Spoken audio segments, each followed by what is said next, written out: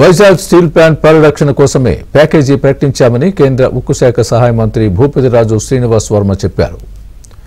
లోక్సభలో BJP MP CM Ramesh, Janasena MP Balashowry అడిగిన ప్రశ్నకు ఆయన సమాధానంగా వివరాలు వెల్లడించారు.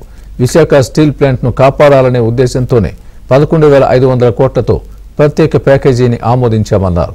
స్టీల్ ప్లాంట్ తీవ్ర సంక్షోభాన్ని ఎదుర్కొంటోందని, మొత్తం అప్పులు, బకాయిలు, రుణాలు సహా 38,965 కోట్ల నష్టాల్లో ఉందని చెప్పారు.